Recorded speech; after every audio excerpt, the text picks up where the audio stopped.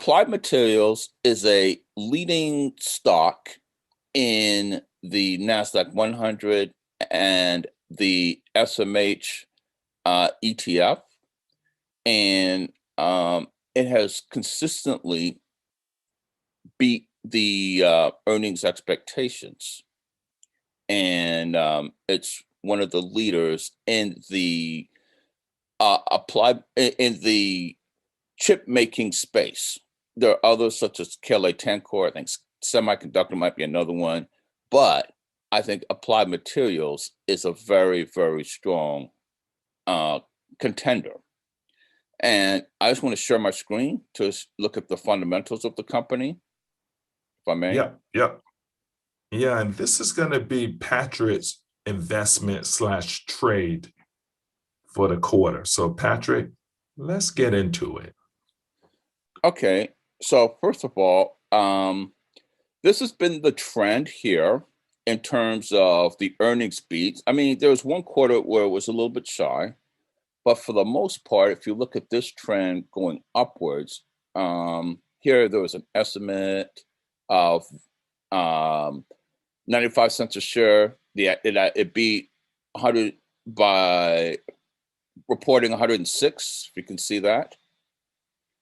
And then the next quarter after that, the estimate, of course, was 117. Sorry, $1.17. The actual was $1.25, and then the last quarter it reported, it beat the estimate as well.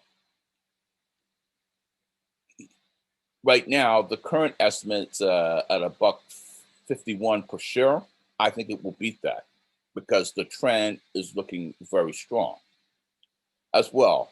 If you look at the analyst ratings, I still have that here. Essentially, what a lot of the analysts have said that it's a strong buy for the most part. And if you to look at the trend of the revenue dating back from 2017, here the trend keeps moving higher. There was one year where it was a little bit slower, but then the trend resumed its upside potential or upside performance. And if you're to look at the 12-month trailing average, the total revenue has been around 18.2 billion, and the cash flow has also been fairly strong from operations. So again, from 2017, we're looking at 3.6 billion. They raised cash from operations, and then 2018 they increased that to 3.7. Dropped a little bit in 2019, but then it resumed its uptrend in 2020, and in the last 12 months, it has increased to 4.2 billion. Now, for the trading opportunity, because I mentioned it's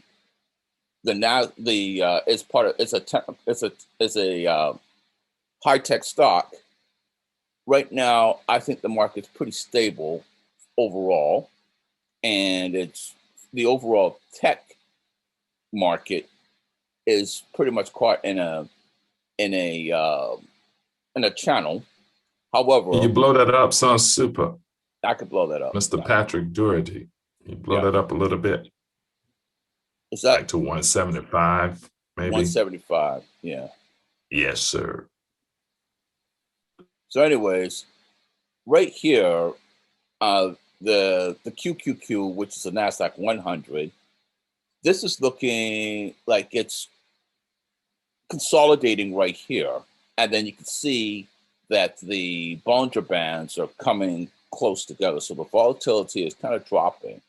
But I think, again, because the economy is strong and the tech is back, and as I was describing that in the previous video, I think the tech is going to go higher. And while I'm looking at the QQQ,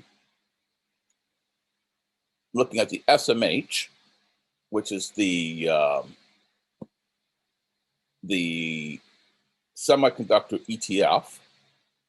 Again, the uptrend is pretty strong. It's pretty much intact right here. You have a little bit of a consolidation right here, but right now it's at the bottom end of the Bollinger Band, and SMH is a leading semiconductor ETF, of which AMAT is an integral part of. I think it's like one of the fourth or the fifth largest holding within that ETF or representation, if you will.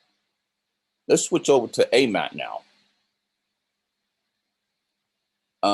Again, it's following the trend of the market here. So just let me get back here. Let me shrink this a little bit. Yeah, sounds good. I like the way it's at the bottom of the Bollinger Band. And for those who have not looked at the video, The Basics of Technical Analysis, please go back and watch that video, The Basics of Technical Analysis, Bollinger Bands, Introduction to Bollinger Bands. It really shows you how and why it's important to be at the bottom and how that will help you in your winning percentage on a trade. But go ahead, Super. Okay. So anyways, I drew the trend line here that represents, let me blow that up a little bit. Can you see it a little bit better? Yes, sir. Yeah, we can see it. So anyways, I think what's going on here is that it's above this longer trend line, and that represents strong support because of the number of references. 1, 2, 3, this would be like 4 references. It's good to have at least 2 or 3 different references if you're looking at support resistance trend lines.